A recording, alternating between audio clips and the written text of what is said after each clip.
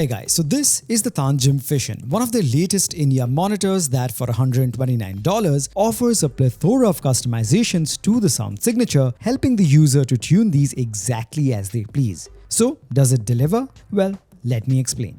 Alright, so the Tanchjim Fission comes in this box. Nothing too fancy here, pretty neat and clean. Sliding off the outer cover, we get this box inside. Inside the box, we get some paperwork, numerous pairs of different size narrow bore and wide bore silicone ear tips, a branded carrying pouch to carry your IEM monitors and their accessories in, the oxygen-free copper silver-plated cable that has 2-pin connectors on one end, and on the other end, you have an interchangeable plug system where you can attach the supplied 4.4mm balanced plug, 3.5mm stereo plug, and the Type-C plug. And of course, you get the Tanchjim Fission IEM monitors themselves.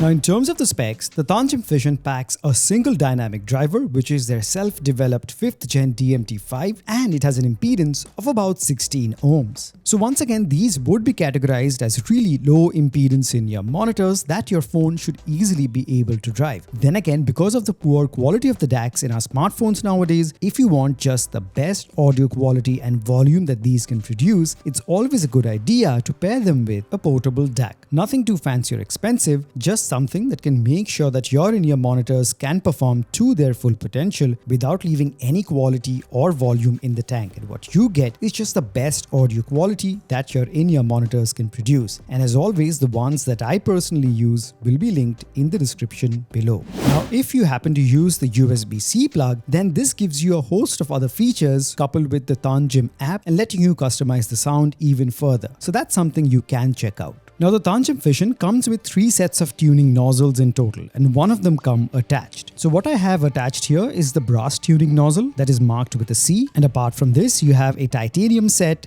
and a stainless steel set. And each of these are made to offer you different sound signatures, and the IEM monitors themselves have 4 preset tuning switches that you can choose from and change with the included flathead screwdriver. Alright, first let's talk about the tuning nozzles. Now, these offer slight differences in tuning, and after my extensive testing, I picked the brass tuning nozzle. It gave me the best balance of the treble, the mid-range, and of course the low end. Now, as for the tuning switches, right out of the box, it is set to the default position, which is pointing towards the nozzle, and I believe this leaves the sound signature untouched, giving you the best balance of the 3 frequencies. These, as you can see from the image on screen, gives you 3 other tuning options to choose from, but honestly, they primarily affect the low end or bass response that becomes weaker as you move from pop to natural and monitor. So unless you want to tone down the bass substantially, it's best to leave it at the default position.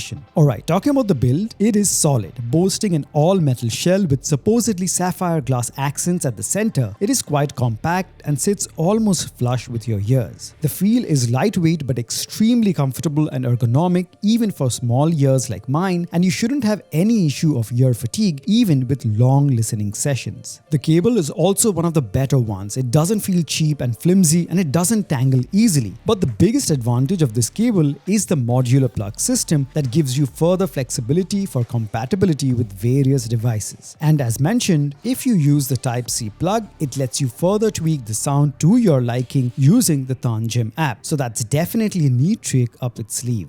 Alright, now let's talk about the main criteria, which is obviously the sound quality. Now, as you know, sound is majorly made up of 3 major frequencies: the highs, the mids, and the lows.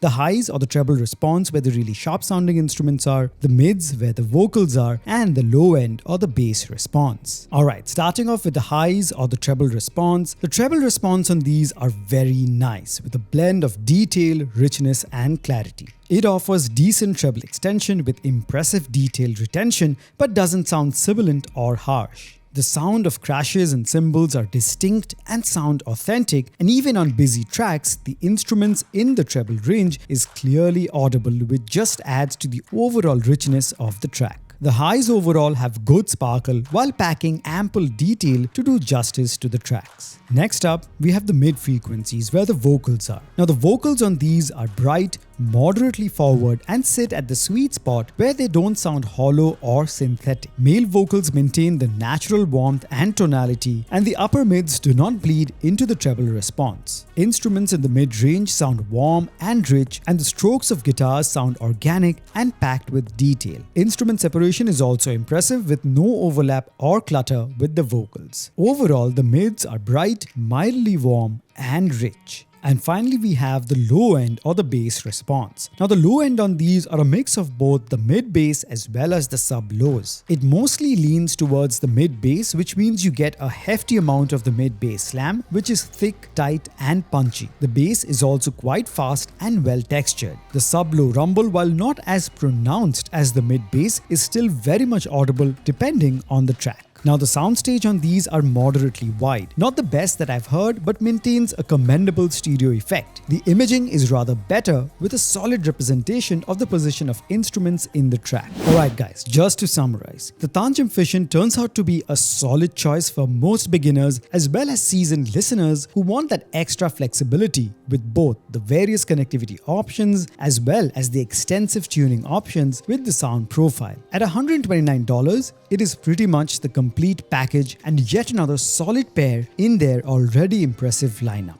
So there you have it guys, that was my review of the Tanchjim Fission. I hope you enjoyed that. If you have any other questions regarding this, do hit me up in the comment section below. As always, the link to this, the DACs and all other audio accessories will be placed in the description, and I would really appreciate if you use those links to make your purchase, because that way you'll be helping me run this channel and I can produce more such high quality and helpful content just for you guys. So thank you so much for stopping by. Make sure to smash the like button, subscribe if you haven't already, leave a comment, share this video, and I'll catch you guys very soon in the next one.